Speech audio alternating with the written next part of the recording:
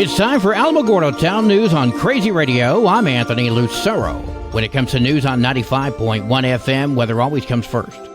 A Pacific storm will bring heavy to excessive rain to coastal Southern California today into tomorrow. Flash and urban flooding will be possible, as well as rock slides, mud slides, and debris flows over burn scars. Gusty winds are also expected. The Pacific storm will also be bringing heavy snow above 7,000 to 8,000 feet in the southern Sierra Nevada and San Bernardino County mountains. Closer to home, dry weather expected after lingering showers today and much of tomorrow. However, a second storm does arrive Friday afternoon and will exit on Sunday. This system will bring a second round of scattered to numerous lowland rain showers with some light to moderate high mountain snow showers. Precipitation amounts are expected to be mostly light with minimal hazards and low impacts. We'll have another look at the weather following this news.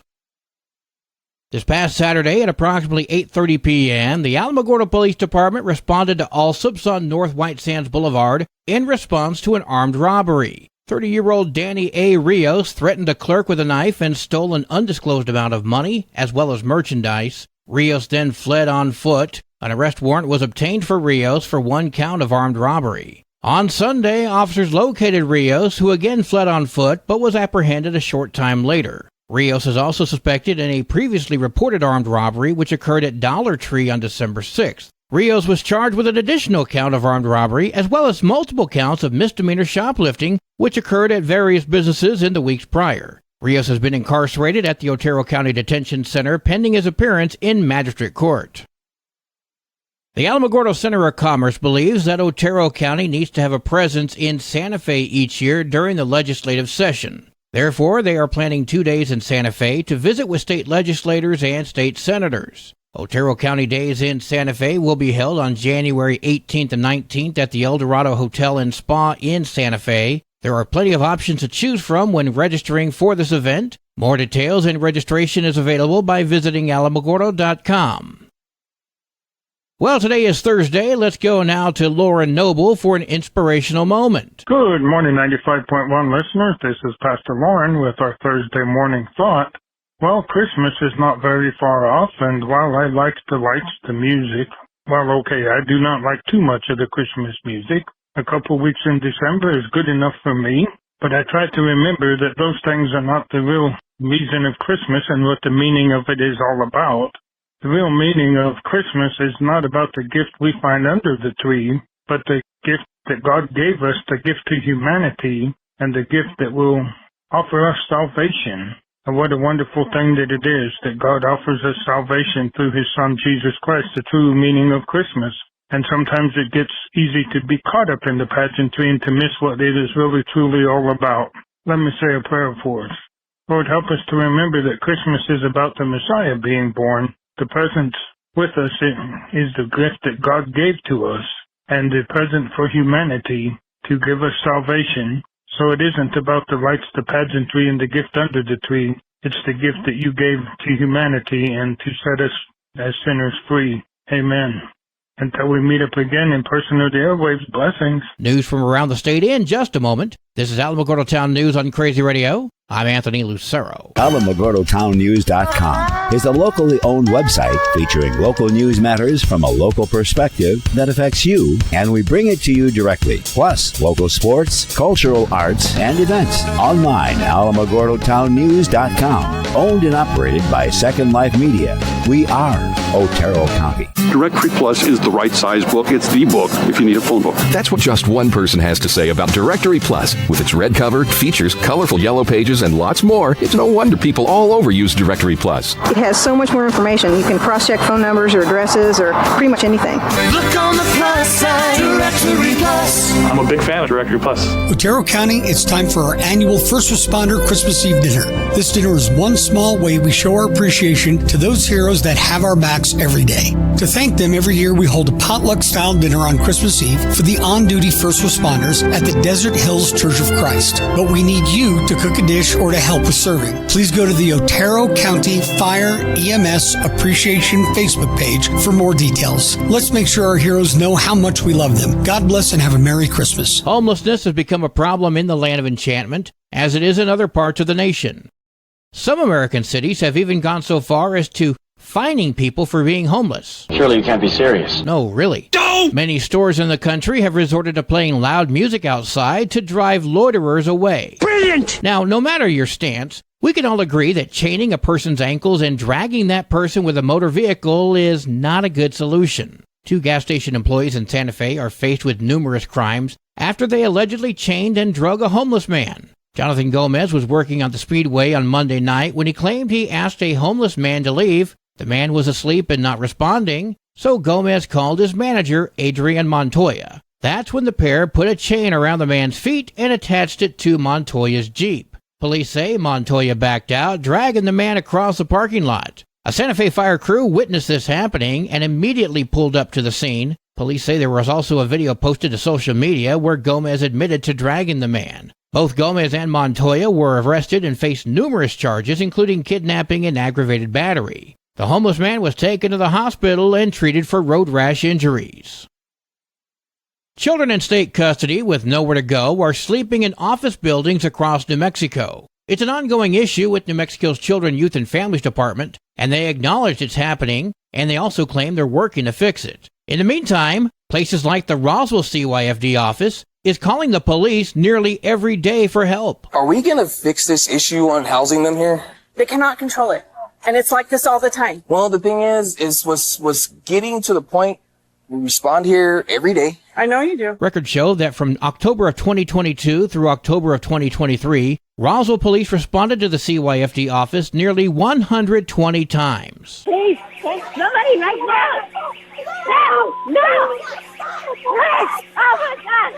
Please send somebody now. Chief of Police Lance Bateman said dispatchers labeled that call as a riot, prompting every on-duty police officer to respond, plus the sheriff's office, New Mexico State Police, fire, and paramedics. The incident involved punching, shoving, and arrests. But so many calls to the same location can be taxing on both resources and human emotion. We're not allowed to put hands on them. We're not allowed to put them down on the ground. We're not allowed to do anything. I wish y'all were, because we can't. You guys are the only ones that can do that.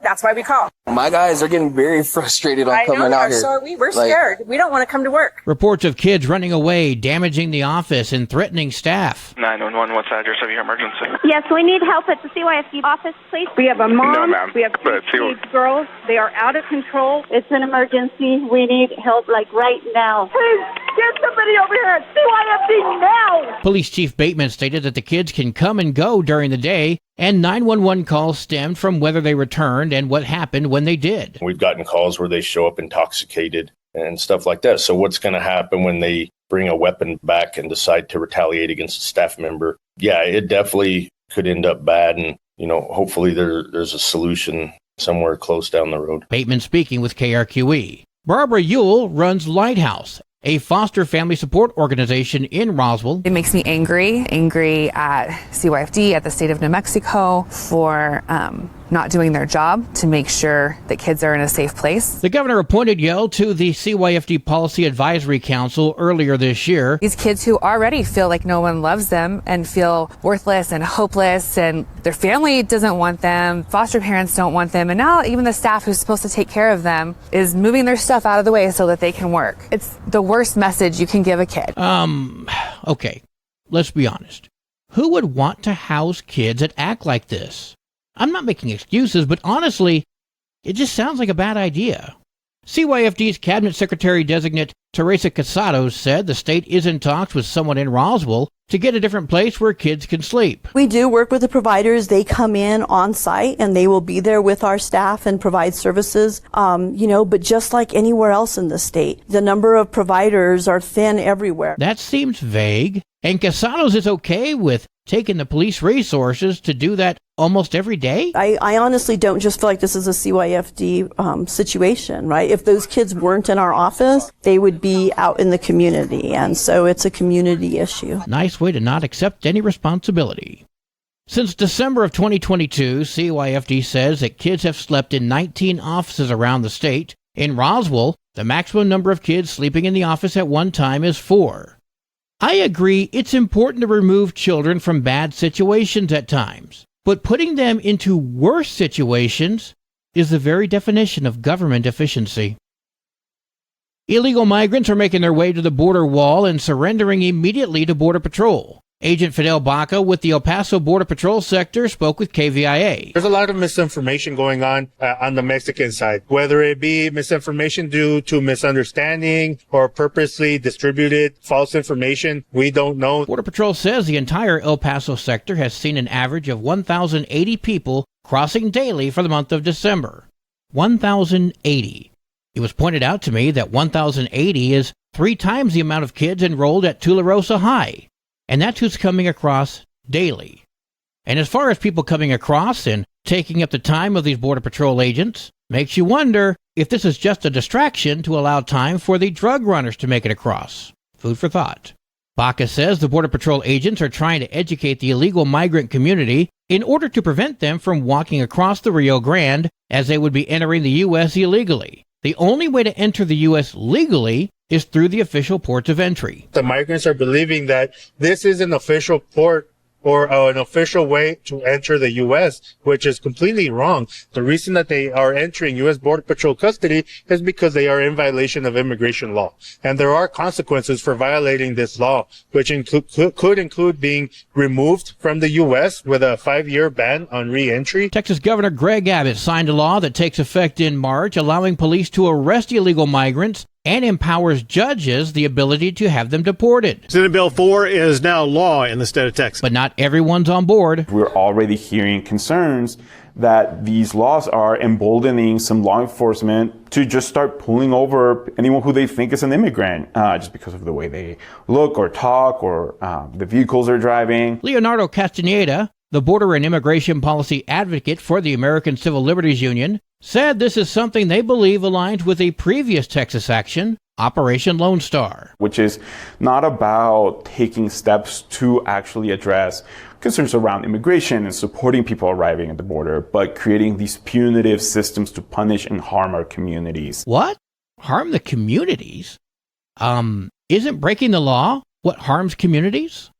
To no one's shock, the ACLU of Texas has filed a lawsuit challenging that law. Meanwhile, New Mexico Governor Michelle Lujan Grisham calls the law a political stunt and states it's ultimately going to be found unconstitutional. People move back and forth. They have family, friends, loved ones back and forth. And this is really an assault on how we think about immigrants and people coming into our community seeking safety and refuge. I have no idea how arresting criminals can be viewed as unconstitutional. And isn't this from the woman who recently stated that the Constitution is not absolute? No constitutional right, in my view, including my oath, is intended to be absolute. I'm just saying.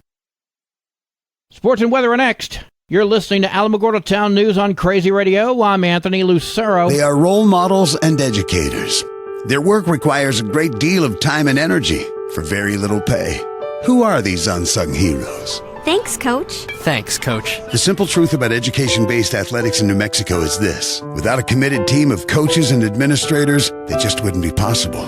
School sports, they bring out the best in all of us. This message presented by the New Mexico Activities Association and the New Mexico Athletic Directors Association. There are 33 games for New Mexico girls basketball today, including Roy Mascaro at Mescalero, Taos at Silver, Cloudcroft at Ruidoso, Carrizozo at Gateway Christian, Hagerman at Capitan, and Chaparral hits the Hot Springs. There are 32 games for New Mexico varsity basketball today, including Mountain Air at Ruidoso, Carrizozo at Gateway Christian, Carlsbad at Loving, and Hagerman heads to Capitan. Your Crazy Radio spot-on weather forecast for the Tularosa Basin today calls for partly sunny skies, mostly clear tonight, sunny tomorrow. Your high today in the basin, 60, low tonight of 39, high tomorrow, 63 degrees. In Cloudcroft, mostly sunny skies today, mostly clear tonight, sunny tomorrow. Your high today for Cloudcroft, 43. Wind chill's going to make it feel like it's 25 degrees. Low tonight of 27, high tomorrow, 46 degrees. Local breaking news can be found on our website, alamogordotownnews.com. And learn more about Crazy Radio by visiting kalhradio.org. Also, check out the Crazy KALH Radio YouTube channel. That's where we post our daily newscasts, complete interviews, and other information which concerns everyone in the Tularosa Basin. Be sure to give this video a like and subscribe to our channel if you've not done so already. That way you too can remain informed of the goings-on in the Tularosa Basin. Well, that concludes today's edition of Alamogordo Town News on Crazy Radio. I'm Anthony Lucero.